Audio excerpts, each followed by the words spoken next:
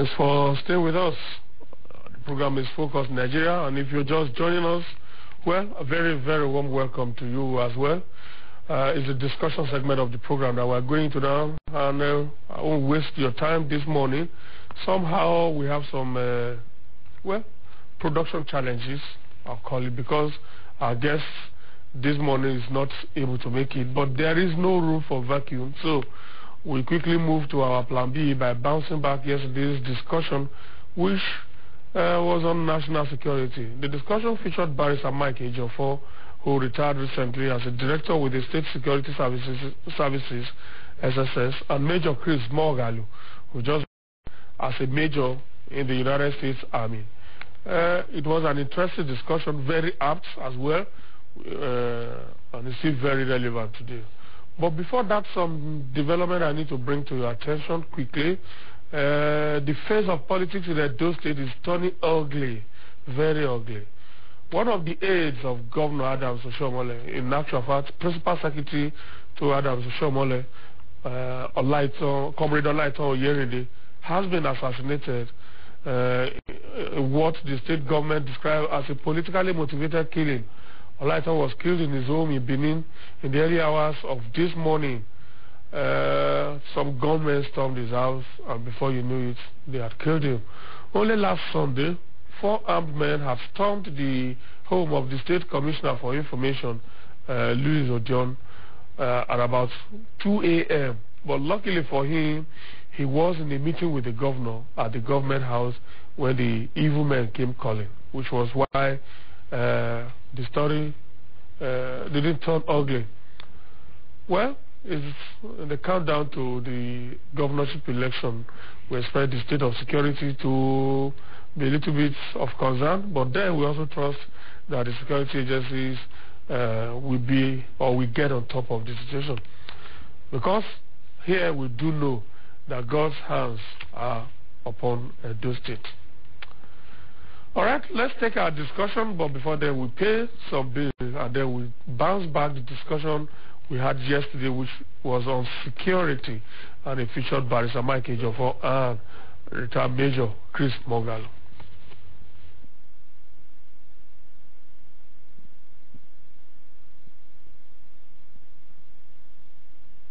We still have the prophets.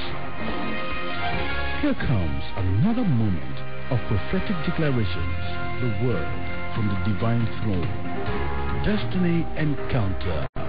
Be blessed as you walk. It's a beautiful day, a day of glory, and another moment to encounter the Almighty. Welcome to Destiny Encounter. I am Pastor Peter. We have more in part 1 of Turning Point's exclusive report, Behind the Mask. So many girls commit suicide in this trade because of their loneliness, their emptiness. But come rain or shine, you'll find prostitutes on sidewalks. Hello and welcome to Turning Point.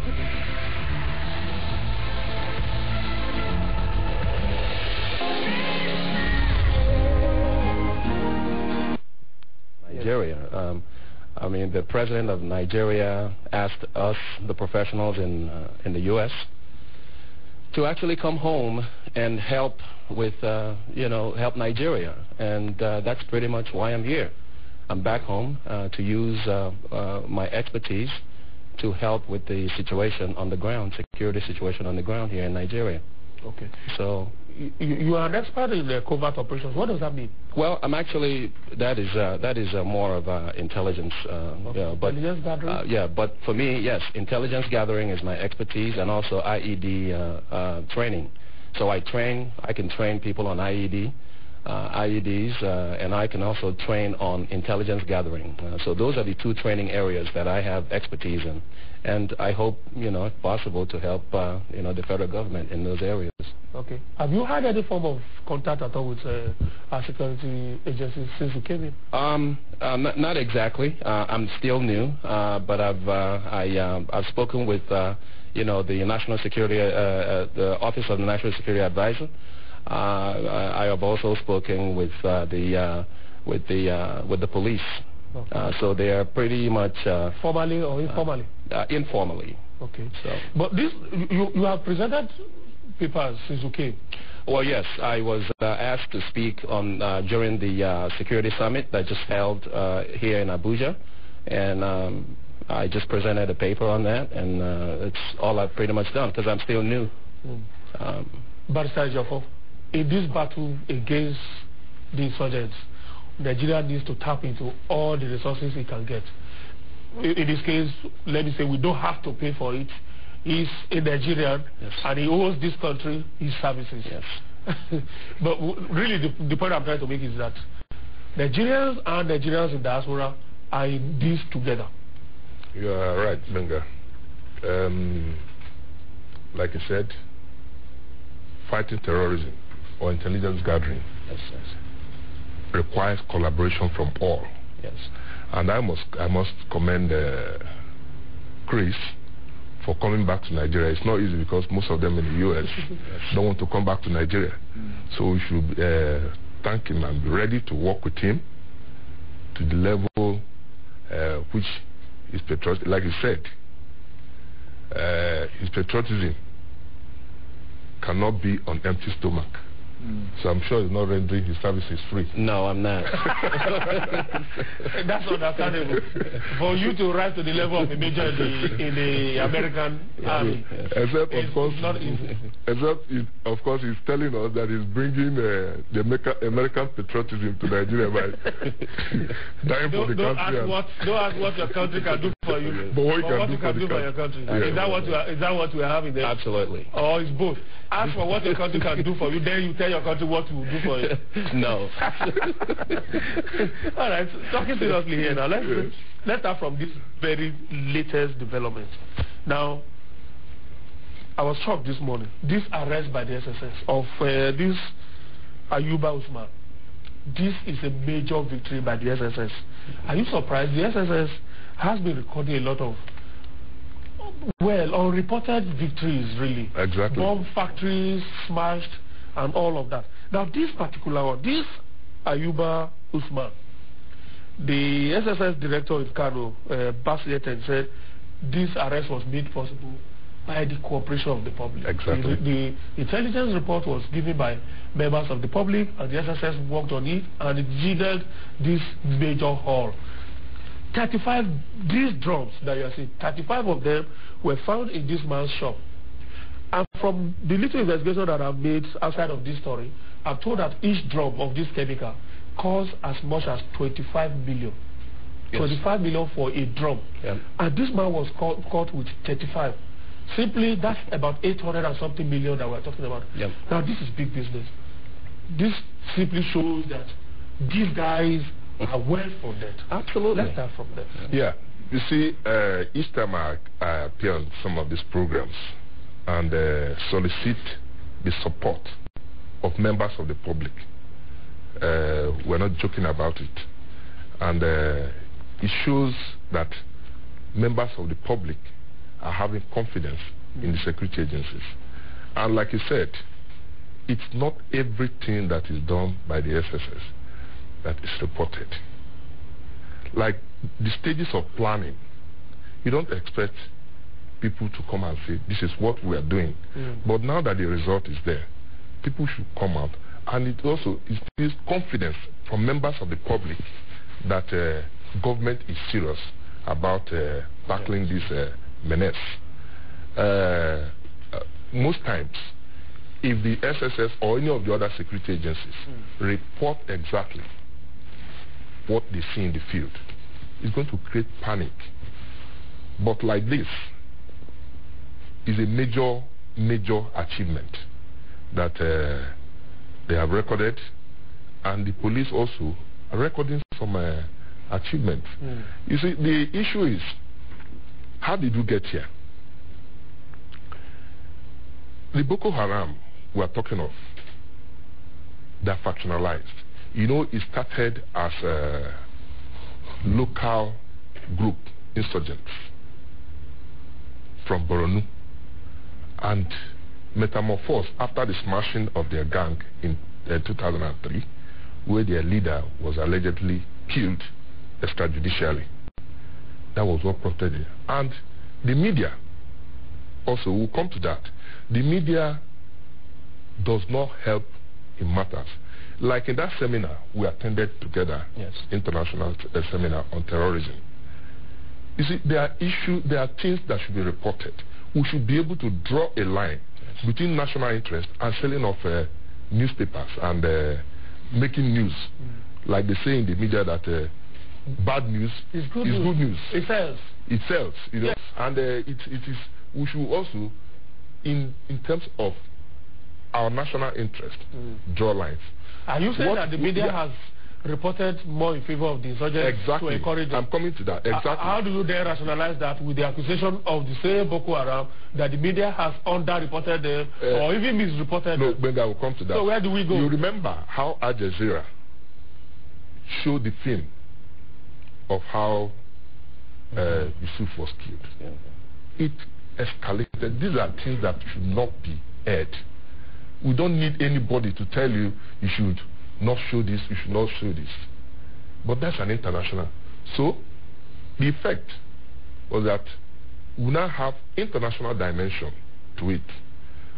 The Akim, Al-Qaeda, feeling that Nigeria is a fertile ground. So, and there's no way terrorists can operate in isolation with her. And that is why fighting it requires international collaboration, exchange of information, and what have you. Major. Yes, sir. I have read briefly the high points of your paper. Okay. Since. And let's look at, first of all, the first question I asked, which is that these guys are getting real funding. Absolutely. Because I've looked at this guy, I don't know how this guy can be the sole owner of this business if he was caught with this large amount of chemicals in his shop. Yeah. First of all, how did these things get in such that people don't know until this time? Again, who do you think are the founders? Like you have postulated in your paper, yes. Is there a way that terrorists in one country link with terrorists in other climes such that there's a global network of terrorists? Absolutely. Everything is global now. Terrorism is global. And that is more reason why we should take it very seriously. These guys are professionals. They are linking, they are working with other terrorists from the outside. And the borders, we also have to discuss the issue of border security in Nigeria. You talk about how did they, bring it in. Yeah. We're doing a great job, but there is a lot more that needs to be done. So yes, there's a collaboration amongst all the terrorists, and they are very serious people. So we just need to get serious, and that's what I have to say about this one. We need to get serious. We need to get serious. Now let's talk about getting serious. You have talked about the situational analysis that you have done here, that Boko Haram from his operation, yes, and all of that, yes, have similar faces, yes, with Al-Qaeda and Al-Shabaab. Yes. Yes. From the experience that we've I mean, of course, a lot of things I cannot, express. Without necessarily going to areas. But that is the information we've gathered, that they are actually working with, Al-Shabaab and Al-Qaeda. Yes. Okay. We should be talking about what we need to do now. What do we really need to do, particularly with the escalation of the crisis now? It's like nothing is spared now. Can we still see this insurgency as something that is poverty-driven or is religious-driven? I don't know whether you watched the video on the attack of this day in Abuja, which was posted to the YouTube. Watching that video will suggest that here you have a network. Yes. The suicide bomber probably has a brief. There are other layers that probably have different briefs. Mr. A is the suicide bomber. Yeah. There are other, maybe B and C, whose missions are also different. You monitor A Absolutely. to see that A delivers. C monitors B and A to see that A and B deliver on their mission. You can see that camera that was used in filming that incident was positioned somewhere and was manned by a cameraman whose mission was to film this thing from beginning to end. You saw where the jeep arrived, how the gate was opened, and then seconds how the whole thing went up in flame. Benga, please, I want to disagree with the analysis of that YouTube photograph. Okay. Look at it critically. That thing was simulated. Really? Yes. Look at it critically. Because when the building went up in flames, I've watched it. Yes. What followed? Did you see the end of that film? Well, probably the brief of that person was just to see. There's no way. See that the thing went up, that the bomb. There's no way. There's no way they would have stopped at that. They want to see the reaction of the people around there and how they did. Because the thing went up in flame, and that was the end of that film. I didn't see vehicles coming in. The only thing that was shown was an area picture but you saw, of that you area. Saw the jeep when it was I didn't. No, that is no, I didn't. From Listen, Benga. The one I watched, you saw the jeep as it was driving. You saw it got to these day premises and the gate was open. You yes. could see all of that clearly. Well. And seconds after the gate was open, get to that, what you saw was the explosion. There's possibility of filming and driving into that place. But I tell you, the purpose of terrorists is to create fear and panic. So when you have this impression that they are invisible, yeah, a lot of people will that's not the impression of crazy. That's the impression that they are so well that is not just a question of one man driving all the way from Kano on a mission. If you see how this is, they operate in network. That's what I said. They operate in network. Yes. They have different networks. But to tell me that somebody will say, stay, where was he filmed from? It's possible they are behind, took the film when the vehicle was driving.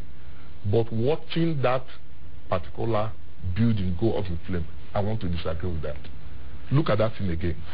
Okay. Major, have you watched it? The question really here is not... it's not whether... The fact is that the building went up in flames. Yes. Or there was detonation there. No doubt about that. Yeah. But the purpose of bringing this into YouTube, what is the purpose? Doesn't that also follow the pattern of terrorists elsewhere that we see? Haven't we seen where Al-Qaeda also filmed their entire operation and posted it in the YouTube? Well, yes. I mean, during my experience during the war in Iraq, the U.S. Army, we experienced a lot of these issues. And what he's saying is also very correct. But then again, correct or possible? It's possible. Good. And we don't know yet until it's analyzed to figure out exactly what went on. But for me, coming back to Nigeria, I feel like I just want to target on what we need to do at this point. The question the question which I actually asked him is whether we can still sit down and begin to assert that this is poverty-driven or this assumes some religious dimension, because the allegations they made against the media it could fall within any of the two categories. Yes. One was that the media has been misreporting them. Yes. Then the second one had to do with the fact that the media had also joined in demonizing the Islamic religion. So to that extent, can we still say that that the insurgency in the north, which is spreading to other parts of the country, can we still say that it's just a poverty-driven thing? In which case, solve the development challenges in the north, and you would have ended the problem. In my opinion, I think it's one of the problems. Poverty is part of it, but there's also a religious component to that. These people have a belief, a certain type of belief, and they want to instill their belief in Nigeria. So, again, I'll leave the political thing in terms of negotiating with them, to the federal government. But I have my own ideas on how to deal with that. But let's share your ideas.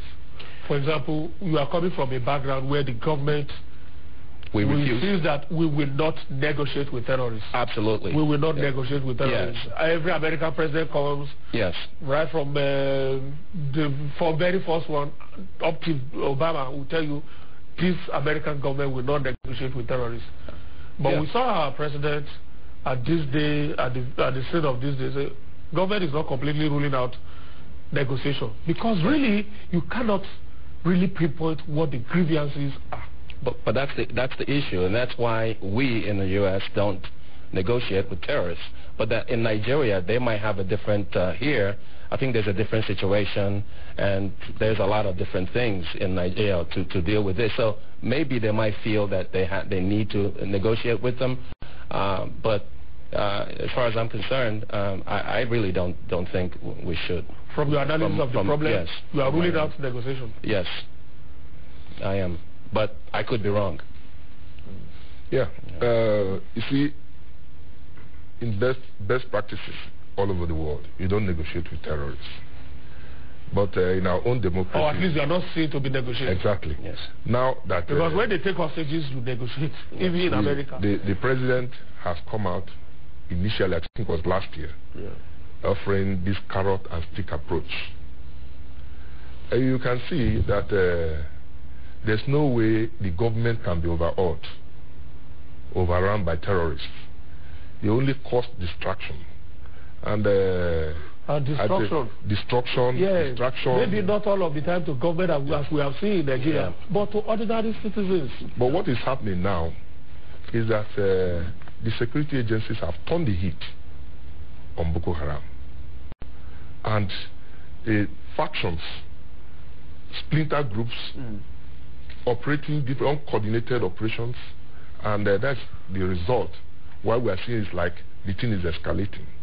But I think the government is also winning the war. That is not ruling out the possibility of negotiating. I remember, in fact, 2 days ago, I was reading in the papers Dr. Dati Ahmed, that he backed out of the negotiations because of government insincerity, and they were betrayed. I honestly look at Dr. Ahmed. I've had 1 or 2 interactions with him, and I think he loves this country. He's a patriot. He should go back to the drawing board if government is ready to do that, to talk with it, since they have confidence in him and he was nominated.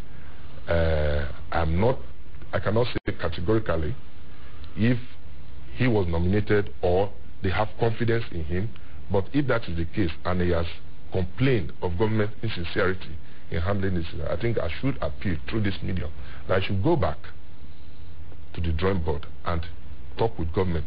We need peace in this country. Yeah. We need peace, and without security there will not be development.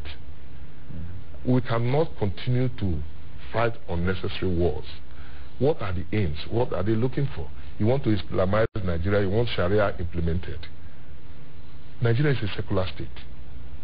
I think they should be reasonable. Some states in the north have operated Sharia. Exactly, and without any even problem. When a lot of people felt that it was against the spirit of the constitution, the federal government I was a director in Zamfara.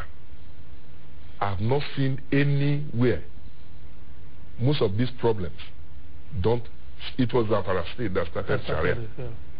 And we have not seen, the former president, like him, hate him, the way he handled that matter, ignore them. Let them go ahead with their Sharia. Nigeria is a secular state. You have Catholic churches, you have other Pentecostal churches in Zamfara, and they don't fight this. Even in Old Guzo, the old town called Guzo, you have churches. When I went there, when they had their first conviction, we should be appealing. We should be appealing to these people.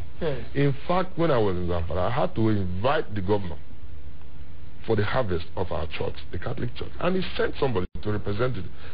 Go to Israel, go to Saudi Arabia, all this. You go to Dubai, you worship in the Catholic church. So why should we be splitting our head over this? I want to appeal to Boko Haram. Is the attack on churches then aimed at just provoking some other people to also join launching their own attacks, and then you have now so many people fighting? Complete breakdown of law and order, making the country ungovernable for whatever reason. So we should appeal to we serve one God. Everybody believes Islam is a religion of peace.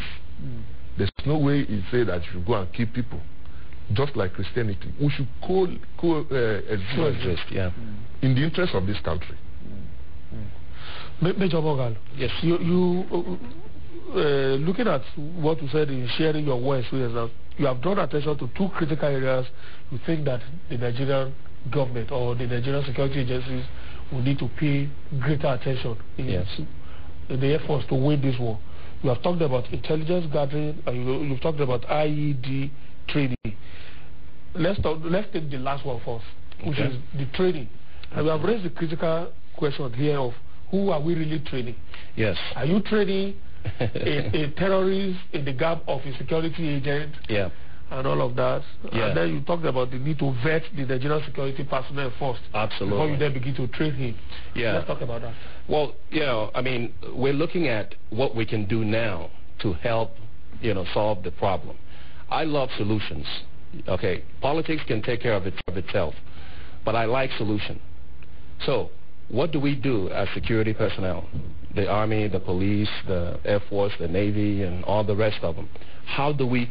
I think that the first thing we need to do first inside of our family as a security agencies is to do the vetting process. We don't know who we're training.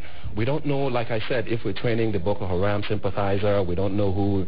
So before we start any kind of training, we need to do a vetting process. Nigeria should have a nationwide program to screen and revalidate every Nigerian security personnel already in service. That is the first thing I think we should do. Most of these Boko Haram people are getting their information from the inside. They get some information from the police, from the army, they get information from everywhere. So if we can weed out the bad apple in our security family, the public does not trust the security people enough.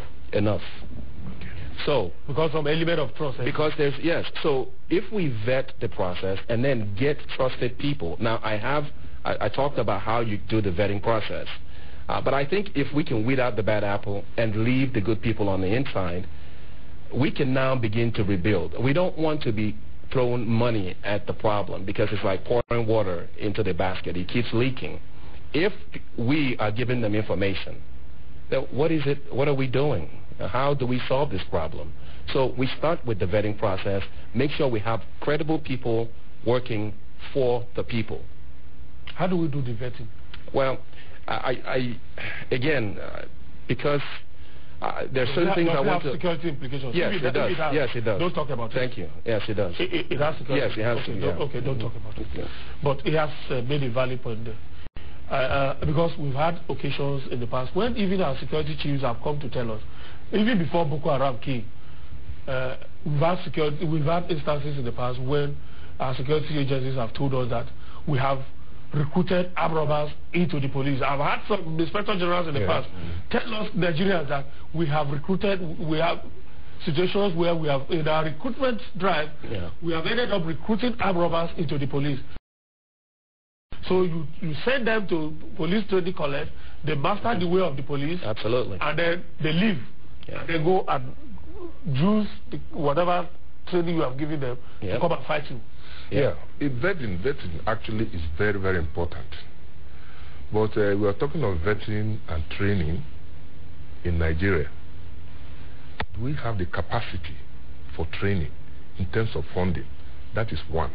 What do you mean don't have capacity? Money. The schools don't exist?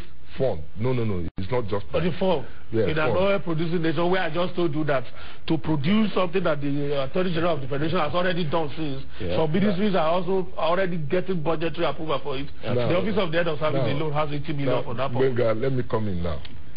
We have the money, but we are good. In the State Security Service, for instance, there is no way you can be recruited without vetting.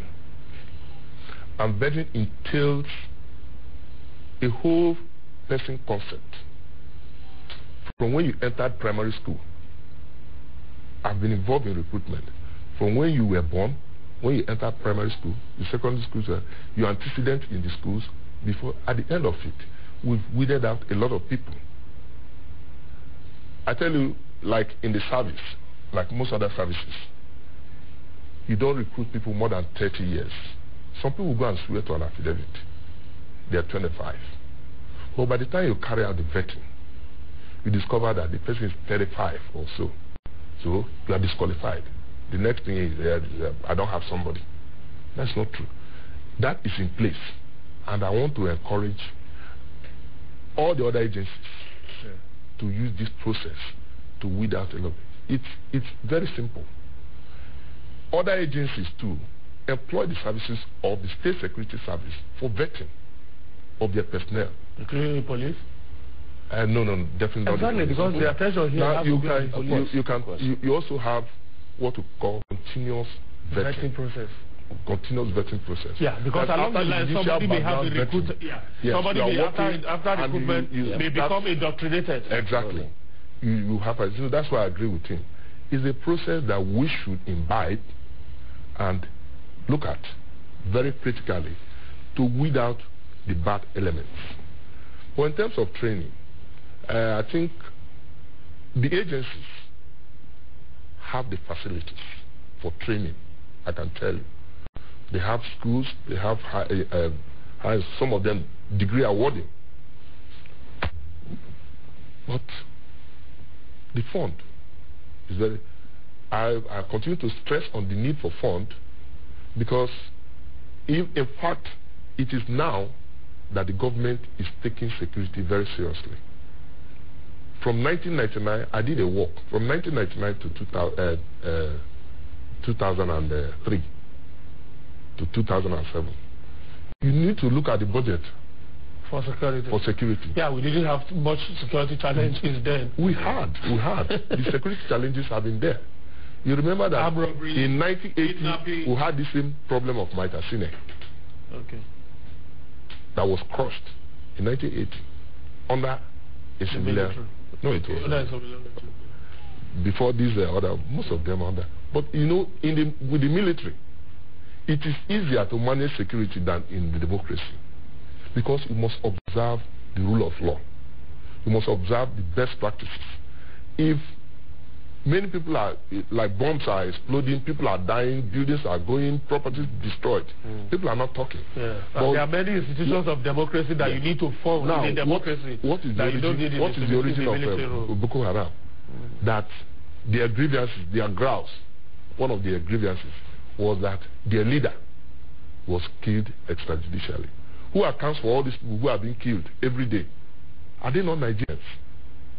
So if you go outside the best practices to enforce the law, people will still cry. Civil societies will come out to say, well, this is a democracy, you are doing this human rights abuse and all the rest of them.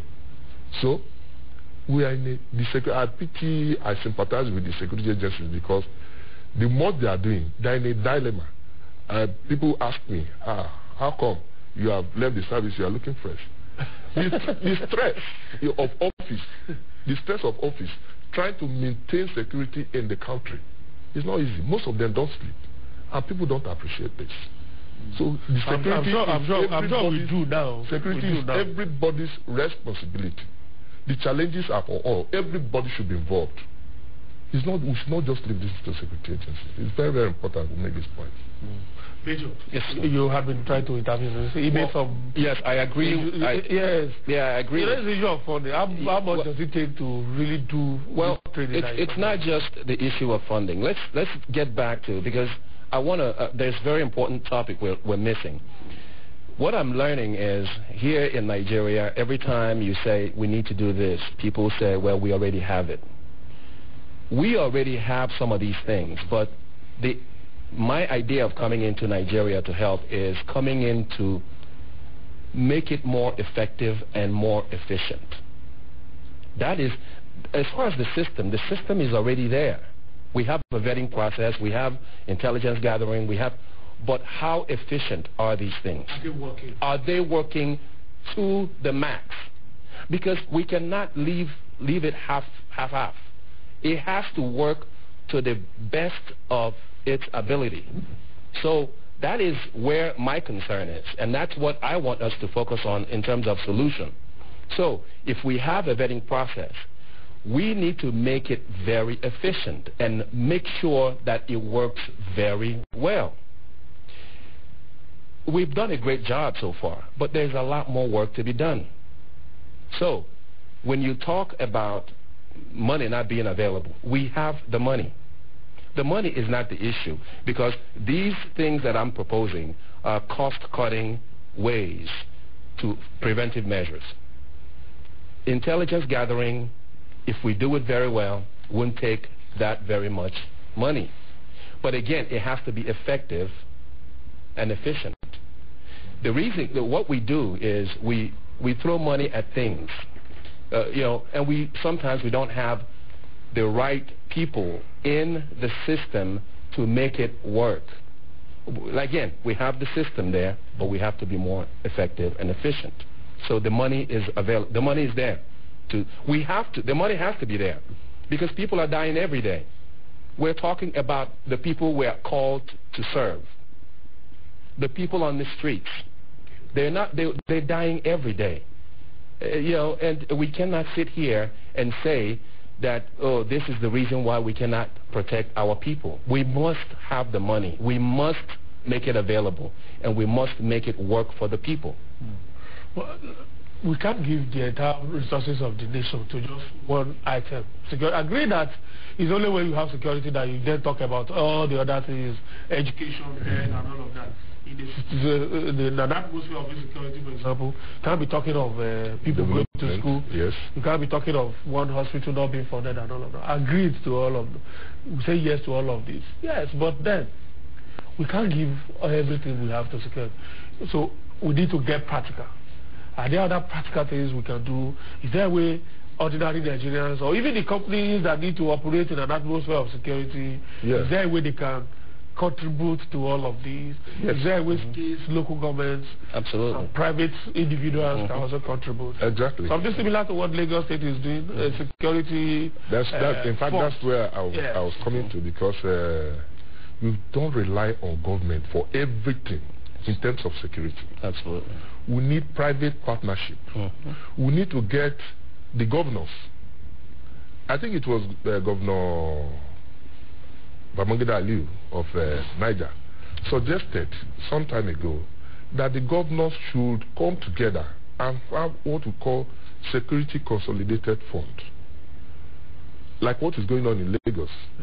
The security situation in Lagos is improving because of private partnership. Yes, you have state government can now invest in buying helicopters for area surveillance and things like that.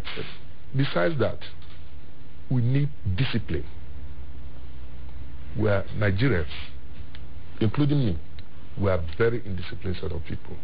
We need to change our attitude to governance, providing good governance. One, there's corruption. We all agree there's corruption. Monies frittered away would have been invested in security. But you have inflated contracts, nobody's talking about it. Look at what is going on in National Assembly. The fuel subsidy, the investigation going on.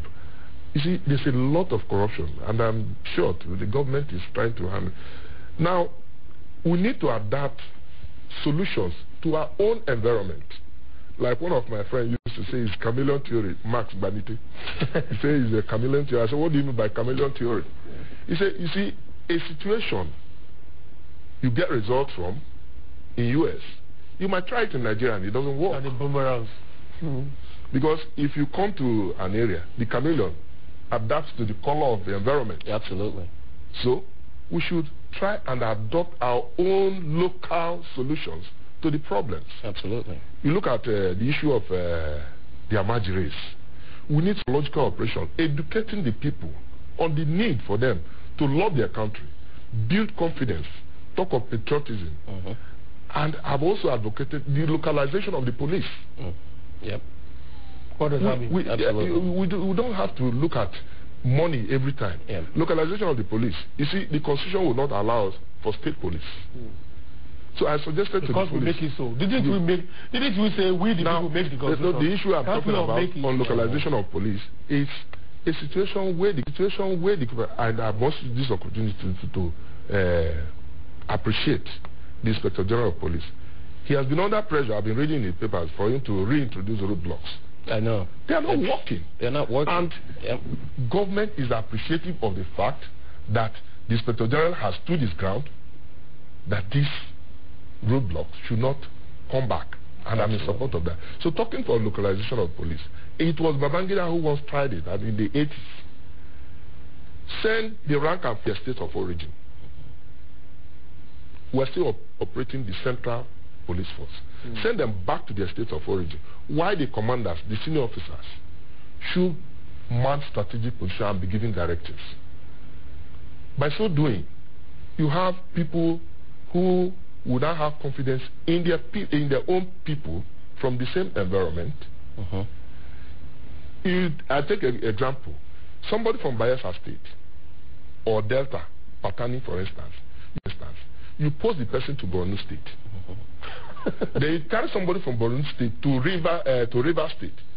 Person has not seen water before, and is going in canoe for 6 hours in water. On the sea. The fear alone will even disorient him.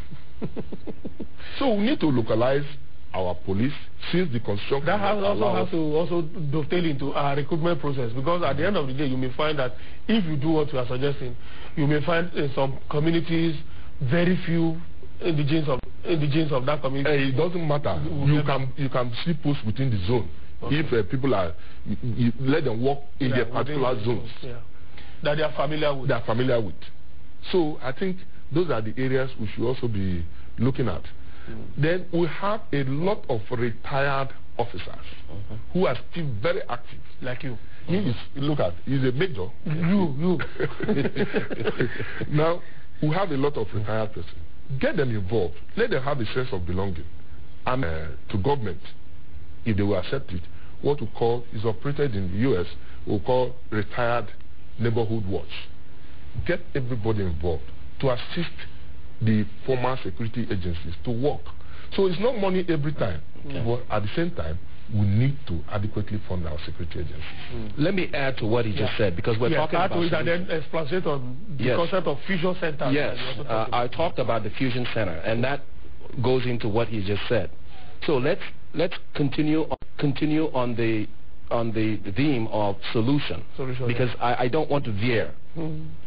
What he's just suggesting, let me add to it, is let's introduce what we call in the U.S. a fusion center. And a fusion center is an effective and efficient mechanism to exchange information and intelligence, maximize the resources that we have, then streamline operations and improve the ability to fight crime and terrorism by analyzing data from a variety of sources, which you just mentioned.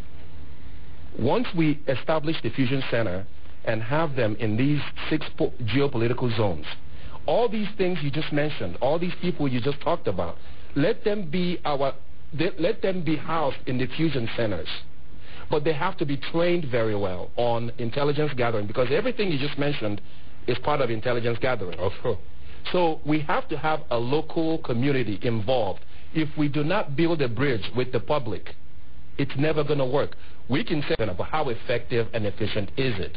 So exactly what you just mentioned, if we cannot localize the police the way the Constitution allows, let's just use the fusion center, get the people, put them where they belong in the area where they live, send the police there, mix it up, the police, the army, whatever, and have a collective, let them come under that house. We train them very well, equip that fusion center very well with the latest technology in intelligence gathering. Then we can now they can now start working with the public in building trust, so that once they get information, that information is passed to the SSS, and then information from the top comes down. In other words, there will be a two-way, it will be very effective, yes. So what you're suggesting is absolutely great. So fusion centers can be established. Yeah, you see, this is the problem I have with the fusion center. Yes. It's, like I said before, what works perfectly well in the U.S. might not work here. We should not shy away from it. We have this interagency rivalry. And that's the problem. That is even being played down now because all the agencies are collaborating, at least at the top level. Yes. But it should go down. Yes. So if you establish a fusion center where information is passed from top to bottom, yes, from bottom to top, yes, you should bear in mind, yes, that there's no electricity. Absolutely, and to even pass the message. So what is the problem in Nigeria? Security is absolutely nothing. Okay. It doesn't exist. Yes. Where you are coming from. Well, again, power is not a problem. It's not a problem. But let me talk about because a lot of people have said the same thing. What works in the U.S. can't work here. It can work here. We can make it work. I always believe in positivity. I know we can make it work. I'm here now. If there's no electricity, we will find a way to have electricity for the security of the nation. It is not impossible to make it possible so that all our security apparatus has constant electricity to pass information up. And if we want to fight Boko Haram, they are professionals. They're not waiting for us to, get set up. They're not going to wait for us to get set up. We have to make it work. Practical. We must have to make it work. Yes, we can. Yes, we can. Of course, we can. And we will. We can. We will. Thank you, brother. Let's just leave it there. Absolutely. Yes, we can. Yes, we will. We will. Thank you very much. For the past 55 minutes or so, we've been discussing national security, and I've been joined in discussions by Barrister Mike Ejiofor. Mike is a former director with the State Security Services, but he is a lawyer now. Thank you so very much, Mike. I appreciate your time. And of course, Major Chris Mogalu. He's a Nigerian who had just been decommissioned. Yes, well, I've left the military in the U.S. Army. I'm back fully waiting to work with the federal government in any capacity to get this solution resolved. I mean, I'm here to work. I mean, I've devoted my time to fighting in the U.S. I've put my life on the line there, so I can put my life on the line for my country, Nigeria, which I love very much. Thank you so very much. Thank you so very much. Excellent. All right. I hope all the security chiefs are hearing him. Please, we need all hands to be on deck. Excellent. Ahoy. Thank you so very much. Thank you for investing your time with us this morning. We look forward to having you with us same time tomorrow. But then, do stay out of trouble. We also pray that trouble will not find you, so that we can meet tomorrow. My name is Benga Aruleva.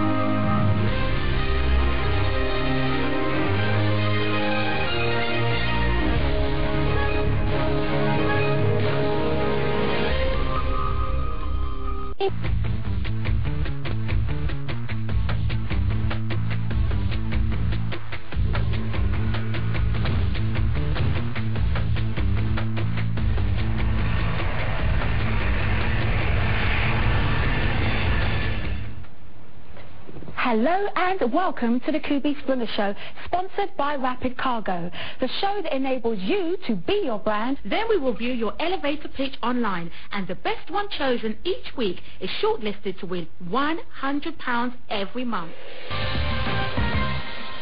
Motivating. Let's find one person I would like to say. Entertaining. Inspiring.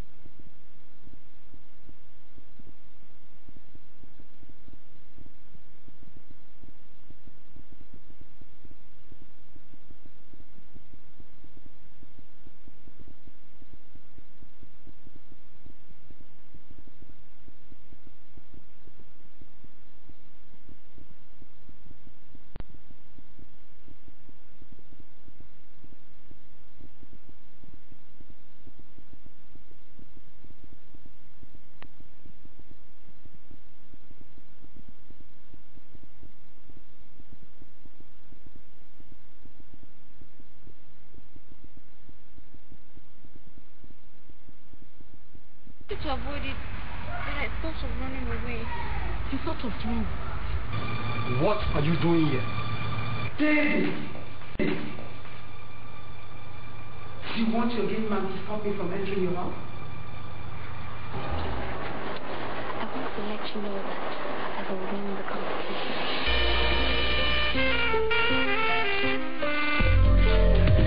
When the thunder strikes, the earth shakes. When the burning spear strikes, there comes confusion, devastation, deception, disbelief, love, and dismay.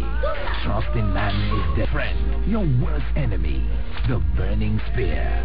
Burning Spear, a story of multi-identity, suspense-filled, educative, and entertaining. The Burning Spear.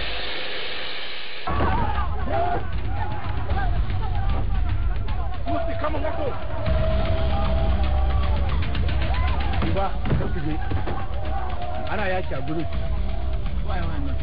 Nowhere.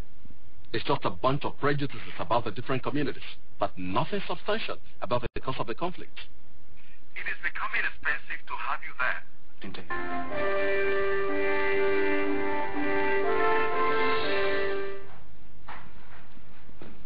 If it was you that lost your brother, would you do it? Family ties, a thorn in the flesh. To be seeing my daughter every day is not small money. Your daughter, when he's concerned, my pocket is never afraid. Oh, well, I will do everything. Yeah, I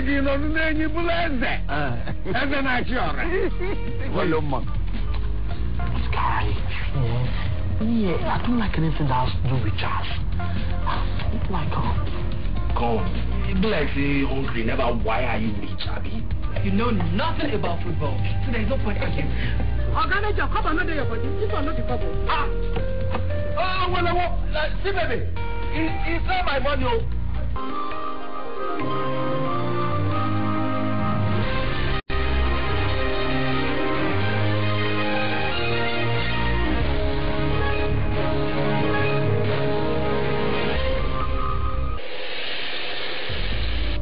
Between three nurses and a doctor, find out what matters in Clinic Matters. And I wonder what someone like you is doing in such a noble profession where so much coffee is required. Can you attend to this woman? Because the nurse who has the pilot just gone into prepare to test her temperature. He's not planning to tell his wife until the other lady delivers. It's not heartless. Is this our business if your husband impregnates another woman? The only problem I have is with people making silly and grave mistakes, especially in marriage. You are a nurse and not a marriage counselor. A jealous man that doesn't like sharing some of my personal effects with anybody. Women are not regarded as personal effects. Pleasant time is over. Get name your problem. If my husband comes and say, make her no work, I go quickly sign.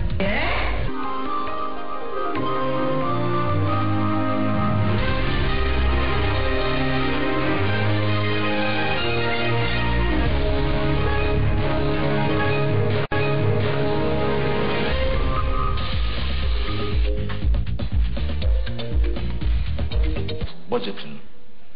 Questions such as, do we need an NMPC in the first place, must be asked. My view, we don't. He is the field officer. He has the responsibility to ensure all operations regarding arrest and all that is conducted in the usual manner. Engaging emerging topical issues in the polity. The mere fact that we pay for 24 million liters of petrol on a daily basis, which is not, is shocking. And I think by now people should be resigning their appointment. It was to be a business, but it has become another arm of government, and it's also suffering from the malaise that have bedeviled government in Nigeria.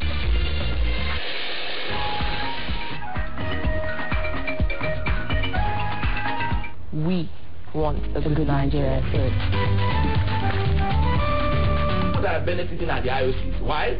Because they have a tax regime, a royalty regime that was framed over 42 years ago.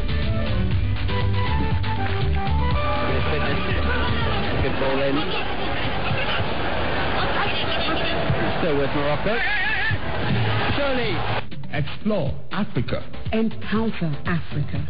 Engage Africa. Enjoy Africa's compelling, exciting, and breathtaking experience with Kakaki, the African voice. Now listen. The law is now beyond argument. that the effect of a nullification of a thing, not necessarily an election, the effect of nullification of a thing is to completely wipe out, obliterate, remove, undo, erase, or render it ineffective. Why must Nigerians pay the crime that have been perpetrated by this power?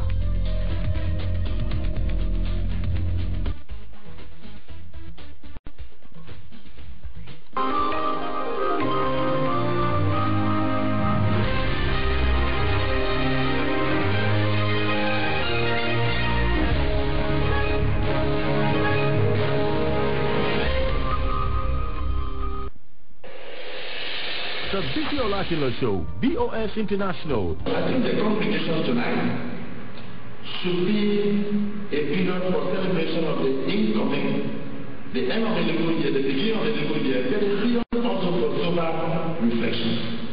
We have signed into law several legislations whose implementation will help us provide the service delivery that you expect of us and raise the standard of life.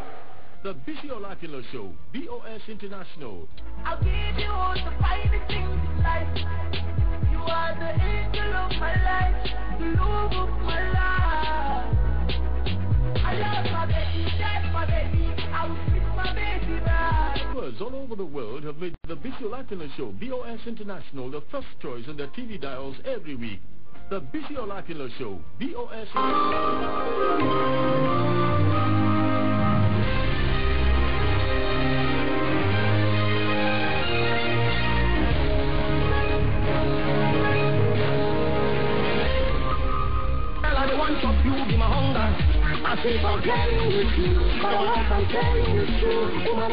Time out with TA. It's also a party.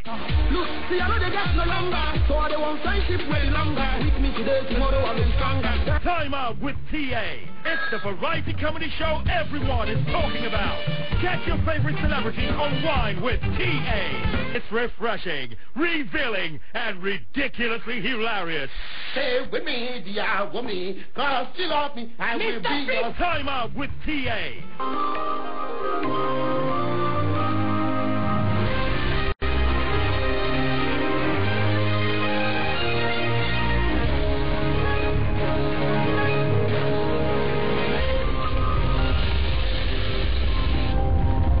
The new month of the new year usually comes with a lot of challenges for so many people. Nigerians are not left behind. Get the most current updates and business around the globe on The Money Show. If you look at Nigeria and our people, a lot of people actually plan for the year from January up to December.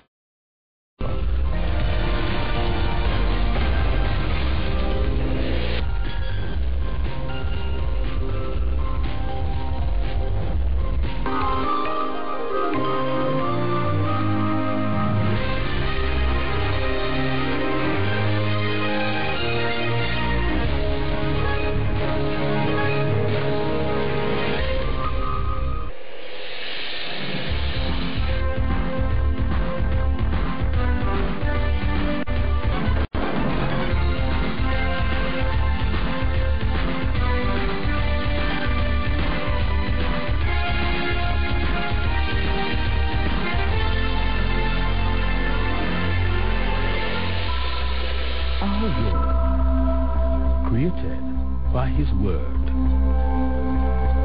He said, "Let there be light," and the world was illuminated. He spoke through his prophets. Believe the word of God, and ye shall be established. Believe his prophets, and you shall prosper. We still have the prophets. Here comes another moment of prophetic declarations, the word from the divine throne. Destiny encounter. Be blessed as you walk. It's a beautiful day, a day of glory, in another moment to encounter the Almighty. Welcome to Destiny Encounter. I am Pastor Peter. We Join us more in part 1 of Turning Point's exclusive report, Behind the Mask. So many girls commit suicide in this trade because of their loneliness, their emptiness. But come rain or shine, you'll find prostitutes on sidewalks. Hello and welcome to Turning Point.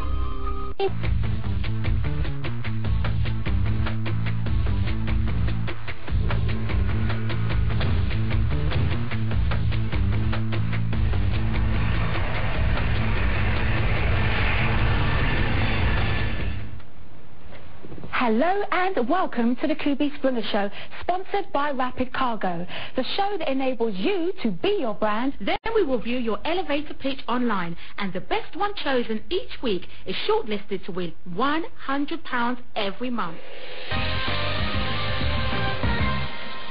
Motivating.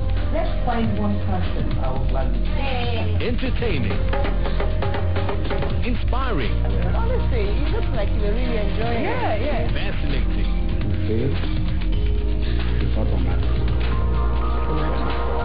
I write, and I write poetry. I used to write poetry. And sensational. Why do men cheat? Celebrities and ordinary people doing extraordinary things. Moments with Mo. Inspiring Africa.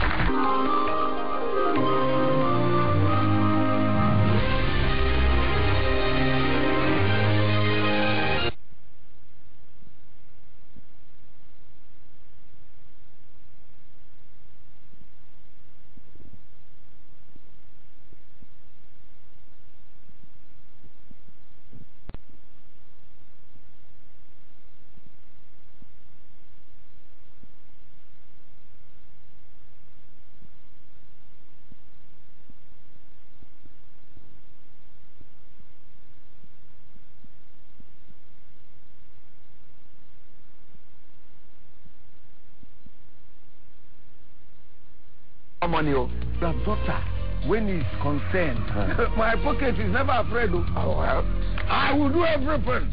And then I sure. Well, man. But Gary, yeah, I don't like anything that has to do with jazz. It's like, come, you be like say hungry, never why are you rich, Abby?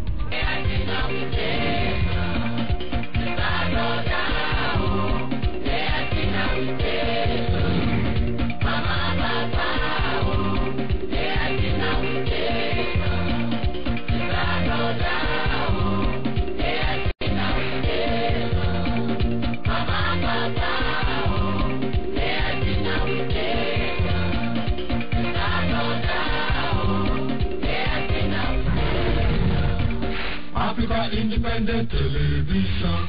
AIT. Sharing the African experience.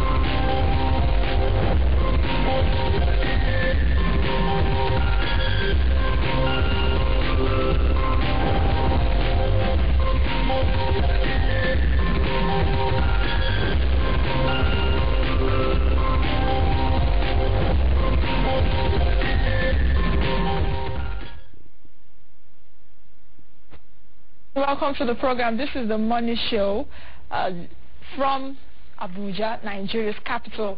I am Nancy Lo. Thank you for joining us again today. A very quick one. The program will be in 2 parts today, but I will start with what's going on right now as it concerns clipping or cutting the wings of the Central Bank of Nigeria. Let me quickly read something to our viewers right now. An amendment to the Central Bank Act 2007 passed through the second reading at the Federal House of Representatives, and the amendment is pushing for a bill to prevent the CBN, its governor and other key officials from spending without appropriation by the National Assembly.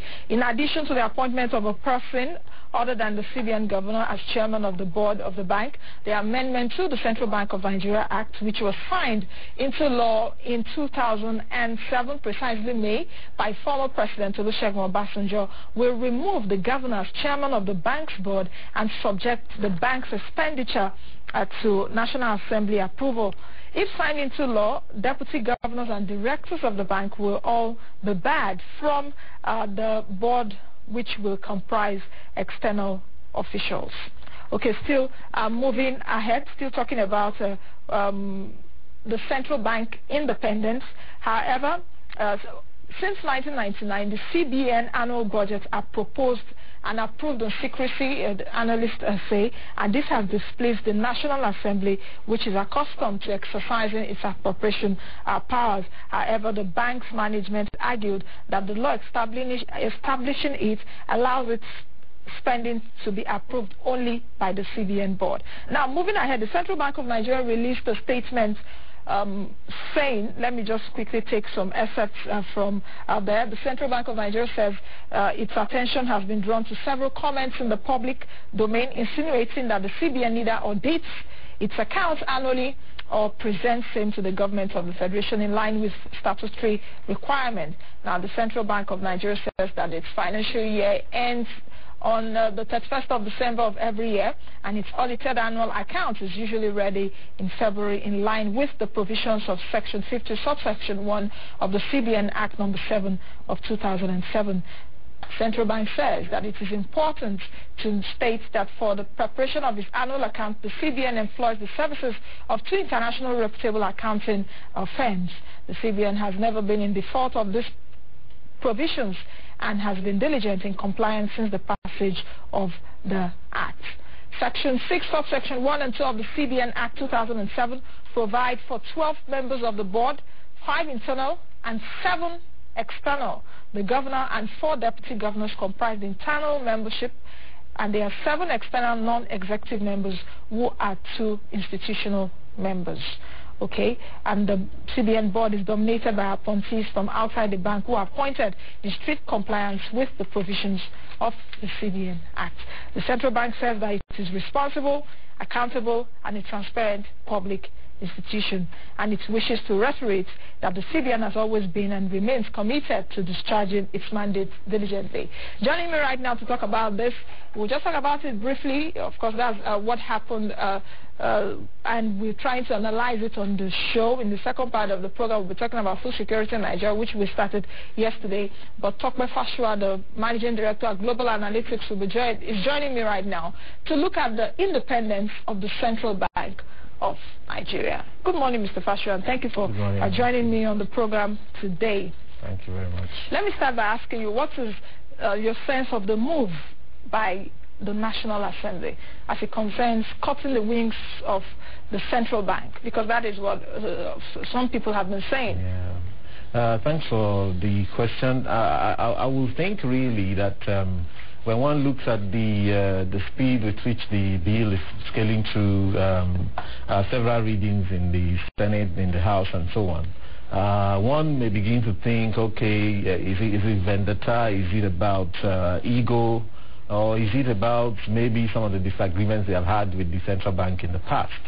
But then again, I also know that there are quite a number of very smart economists in the House, in the Senate as well, people who already, they also update themselves. They also have consultants who work with them. And so when one looks at it from that perspective, it begins to look like an ideological clash in terms of do we keep the central bank independent or do we clip their wings? Now, for example, the issue of independence of central banks has been around for quite a while, and to a large extent is about the ability to manage inflation rates. It's about the ability to manage through the instrument of interest rates, and also to manage money supply. But not only that, in terms of the supervision of the banking industry, you need that independence to be able to supervise properly and not be influenced politically, because of course we know the kind of terrain that we have. And thirdly, very importantly as well, the issue of interventions when there's a systemic crisis like the one we're just managing to pull out of. In those regards, you need an independent central bank, and I fully support it, and I've actually looked at what's going on around the world, and I think that we still need that independence of the central bank in Nigeria. This must be said. I always would give you an applied solution on your shows, and I dare say that the relevance of central bank independence to Nigeria is even much more pungent than you would have in the UK, in the European Union, and so on and so forth. And central banks in those clients are independent. They are, of course, independent, but the point is that in Nigeria, what we have is this. The alternative to central bank independence is heavy political interference. We don't want to go back to those military days when people would just maybe the head of state will send someone to the central bank to collect 2 billion naira, and then he just drives away because the head of state has said you should do that. You don't want to have too much political interference. Of course, you know that we also have a problem with the political sector in Nigeria, if we call it one. We have an unwieldy, if you call it an unwieldy National Assembly. We have unwieldy bureaucracy, and so on and so forth. And so, to me, I think the central bank has been enabled by the 2007 Act to act as to carry on as an oasis in the entire bureaucracy of Nigeria, because it is an elite core. The moment you remove that elite core attribute of the central bank, it becomes a bureaucracy. I mean, like you said earlier on, by the time you remove the deputy governors of central bank from being on the board of governors of the central bank itself, then it becomes a village meeting, I dare say. Because then you're going to have maybe the Minister of Finance or the permanent secretary from the Ministry of Finance. You're going to have people from different ministries. No, but if the Minister of Finance is there anything wrong? Just like we have in the UK, the Chancellor of the Exchequer. A permanent secretary, a permanent secretary, I think, is what they want to. Of course, the truth now is that the way it is now, there's this overview between the central bank and the Ministry of Finance, and technically speaking, they're still under the Ministry of Finance. But because of the independence that they have been afforded by the Act, the political influence coming from the Minister of Finance is not that much there. Of course, we have a powerful Minister of Finance now, and they have managed to manage their affairs and to carry on and work in harmony together. I think it's fine. The point is this, that is this the most important bill that we should be looking at now? With the speed at which it's being passed, I think that we're making a mistake, and we're going to be throwing away the baby and the bathwater and every other paraphernalia that goes with the baby and the bathwater because of a need to perhaps say we want to clip the wings of a certain central bank governor. When the central bank governor leaves, another one is going to come. By then you'd have damaged the system. And I think that's going to be a big disservice to ourselves. So you think it's more of a private political vendetta, perhaps getting to Sanusi Lamido, yes, because Sanusi central bank governor? See, let me tell you what, okay, as we speak today, the National Assembly itself is fighting for its own independence of opinion. As regards the subsidy matter, today, I was reading the newspaper this morning that the Attorney General has said that whatever they have done with the oil subsidies was for the fact-finding mission. Imagine the choice of words, like, look, these guys are just kidding. And he said that report is not good enough to continue to proceed to prosecute. Now, the point is this. No, but he said that if they're going to now use it, and then they're now going to start. Them. See, there comes bureaucracy. The truth is this. That belittles the work that the National Assembly has done, especially the House of Representatives, has done in putting that subsidy report together. And that's what we're talking about. And they are going to fight that themselves, because, see, that's The Attorney General is a political appointee and is a politician. And therefore, when even the work that the National Assembly has done in terms of the oil subsidy is a technocratic work. They have to, in fact, in order to nail the issues, they have to refer to the Lloyd's of London, the Lloyd's Shipping Register of London. You know, that means that people are thinking. Now, when you subject such good thinking to political interference, then all is lost. Now, the risk we run in this instance is this: if you quickly pass a certain CBN, act review of the act, okay, which at the end of the day is neither urgent, okay, nor is it the biggest issue that we have on hand right now, nor is it important, nor is it good, okay, you may end up passing that bill and then losing the war on the subsidy end. Therefore, there's a certain kind of negative efficiency in the system, which we should speak up against. Should we look at it from this angle? Probably the Central Bank of Nigeria should be quasi-independent. You understand what I mean? Should be quasi-independent to the extent that probably, because what the House was also saying, that the CBN knows or sets the salaries for each staff, for the board. There's no appropriation. That's another issue. See, number one, okay. You see, it's always good. They said the best kind of eyesight you can have in this world, yeah, is hindsight. But that hindsight is usually what you'd have after the event has gone. It's as if you have an eye at the back of your head, hindsight.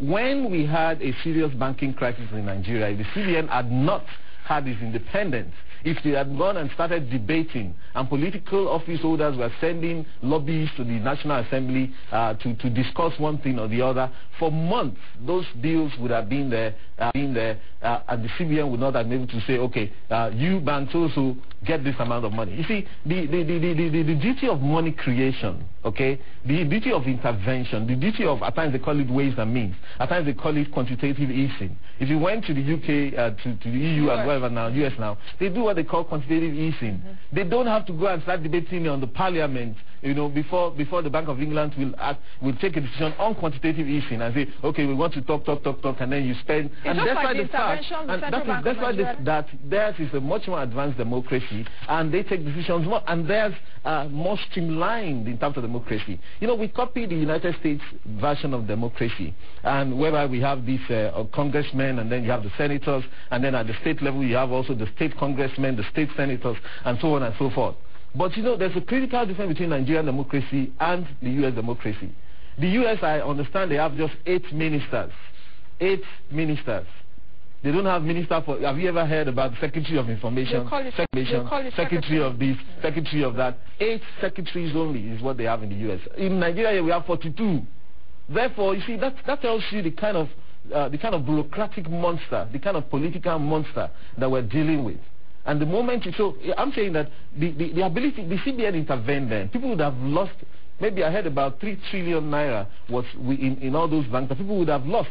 And at best, maybe today we'll be queuing up and waiting for the MDIC to come and give 100,000 each or something like that, for whoever has left money. The management of that crisis, which we even did better than they did in the U.S. because we were able to hold the bank MDs accountable. Some of them have lost their shirt. Some of them were sent to some sort of jail or the other, or maybe are still being in prosecution. And we were able to manage it better than even the European countries because the Central Bank of North, sitting one, was able to take a quick decision and say, this is where we're going, this is what we want to do. Now, if you were going through a rigmarole of discussing and debating, of course, you see what happens on the floor of the House. Many of the times, most of them, they're not even there. And at times, the Speaker or the Senate President is speaking and there's a secretary, and people are sleeping, some are making phone calls.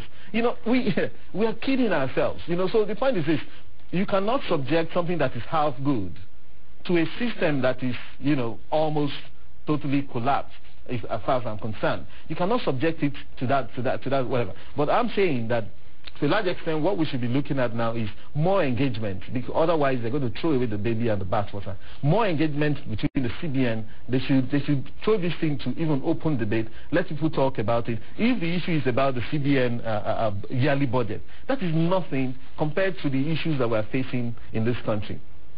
which is all about yearly budgets and so on. The moment you start to say that the staff salary in CBN, okay, will be subject to approval from the Revenue Mobilization and Fiscal Commission, then CBN becomes a ministry.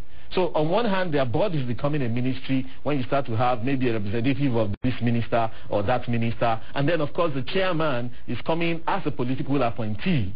And in Nigeria here, a political appointee will not come there and subject himself to the technocrats. And why would you exclude the deputy governor of the deputy governors of CBN? What are the departments? You have DGs in charge of policy, in charge of financial sector surveillance. Those are the issues that are on ground. Those are the issues that should be discussed. Every time there's a board meeting of the CBN, those are the real issues. You need to discuss monetary policy. You need to discuss banking supervision. You need to discuss important stuff like that. You know what? And when you exclude them and now bring maybe a minister who, at the end of the day, what are the criteria? What is the criteria for appointing a minister in Nigeria? Well, of course, we have some very good ministers now, but on a good day, maybe after this present administration, nobody knows what's going to happen. You may have a minister of finance who probably studied Yoruba in BSc or BA Yoruba and so on. So what input is that minister or the PAMSEC going to be adding to the central bank at that level? Now, let's take a look at it, because while I got that news, of course, from the House of Reps and the statement from the Central Bank of Nigeria, reading through the lines, I had to go into other jurisdictions. I looked at the UK, what is happening in the UK. I looked at what's happening in the US. The US, for example, is the US Fed, which is the central bank of the US. The US Fed is self-financed rather than financed by annual congressional appropriations. You understand? The UK too, we have the BOE, of course, chaired by Mervyn King, though the Chancellor of the Exchequer, who is like the Minister of Finance of the UK, has little, I don't want to call it interference, but what I'm actually driving at is, do you also see it in this way, that probably the central bank governor, Sanusi Lamido Sanusi, has been seen to have meddled into a lot of things? Like, when this debate even started was, okay, the central bank donated, was it 100 million naira to the Mandela bomb victims? Okay, why did you do that? You didn't do that for this crime, you didn't do that for this. A lot of people have also said that the Central Bank of Nigeria's governor should be more conservative and quiet to an extent. Well, okay, fine, there are different kind of central banking and here and there. In the days of Alan Greenspan, you heard them say it's a kind of oracle.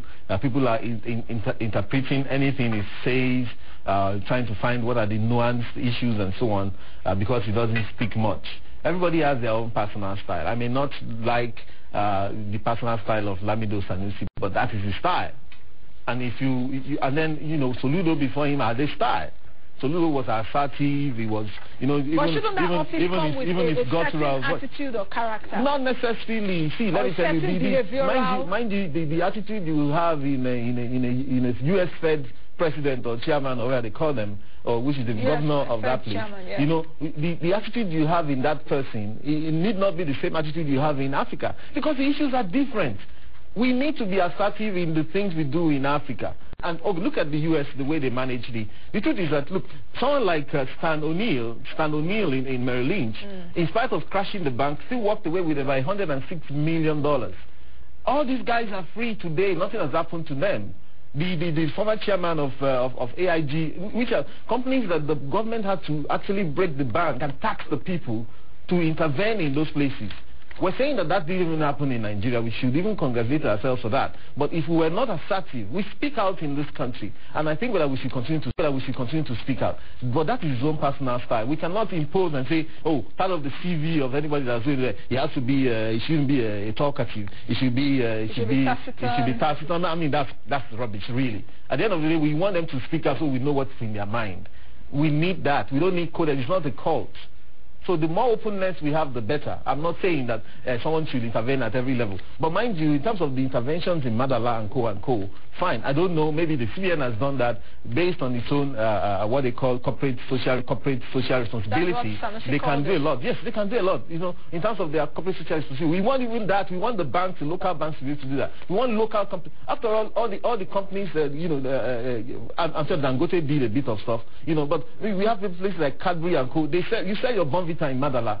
Now people have died there. What have you done? Look at Potiskum yesterday. I heard the largest cattle market in West Africa. See what has happened. If companies don't get involved and do one or two things, the problem we have right now is that everybody thinks, well, it's not my problem. It's not my problem. It's somebody else's problem. I always like to quote a man called Pastor James Niemöller, who during the Nazi years, that is my reason. He said, first they came for the communists, and I did not speak up because I wasn't a communist. Then they came for the socialists. I did not speak up because I wasn't a socialist. Then they came for the trade unionists, and I did not speak up because I'm not a trade unionist. Then they came for the Jews, and I did not speak up because I was not a Jew. And then they came for me, and there was no one left to speak up for me. So you see, we need people to get involved. So CBN has got involved. The reason is that CBN can get involved more than most other organizations because it has the ability to independence and also the ability to print and spend. Okay, so at that level, you probably National Assembly is saying that you shouldn't just throw it at our faces. You have the ability to print and spend, so you can print and spend that whenever you like. Well, but at the end of the day, like I said, we cannot throw away the baby and the bathwater. There are instances where this has quite worked for us in Nigeria.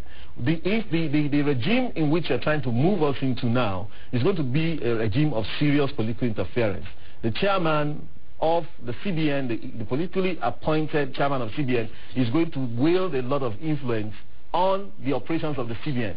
It's going to become a problem in terms of banking supervision. Is going to be a problem.